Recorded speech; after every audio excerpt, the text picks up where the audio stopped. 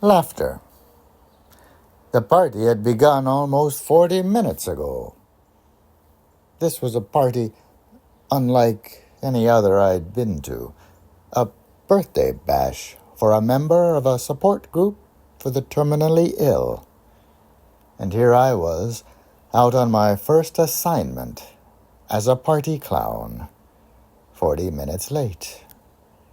I barely had time to slap on my funny nose as the hostess opened the door. Well, a big howdy-dowdy-do from Charlie Chuckles. I turned a few heads, but the crowd was pretty subdued. I decided to circulate and get a feel for what kind of sight gags might go over well. At first, the guests were somewhat reserved, and my squirting flower actually seemed to annoy one or two of them. When the electric joy buzzer caused the man to hyperventilate, it looked as if I was in for a long evening. I became discouraged and sat alone by the punch bowl. Sure, I could have spiked it, but I didn't. I didn't feel like it. From the corner of my eye, I saw a little girl approaching. She looked no more than 6 or 7. She came and sat beside me. I asked her age, but she did not speak. She only stared at her shoes and held both hands tightly in her lap. Several moments passed, both of us silent. Then she spoke. "Are you happy being a clown?" she asked. I assured her that Charlie Chuckles was always happy. "You don't look very happy," she said. I suppose I didn't just then, but I told her that I kept all my happiness inside. No need to always let it out, or I might lose it. "Why are you so happy?" she asked. My explanation that Charlie Chuckles knew no other way to be seemed to meet with skepticism. "Well, don't you worry about stuff like floods and earthquakes and stuff?"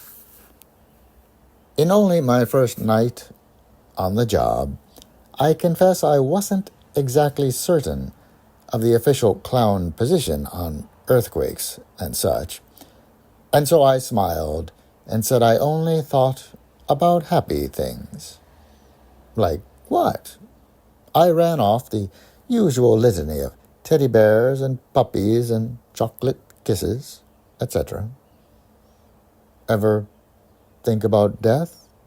she asked. Somehow I sensed that one coming.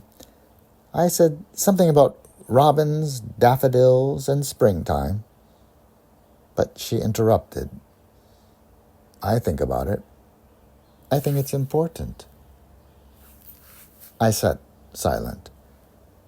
"Did you ever try and imagine what it would be like to be dead?" I sat silent. She climbed up on my lap. "Probably. It's very different at first, but then I think there's lots of people and things to do." I forced a smile and nodded in agreement. "Well, that's what I think, but nobody knows, I guess. When Charlie Chuckles dies, do you die too?" I nodded. "You look sad for a clown," she said. I forced a much broader smile and assured her that inside I was very happy. But sometimes it was difficult for Charlie Chuckles to express this outside. "Don't worry," she said. "Me too." Later that night, unmasked, Alone within my room, I lay in silence. Try as I might, I could not push from my mind my many thoughts of robins, daffodils, and springtime. How sad, I thought.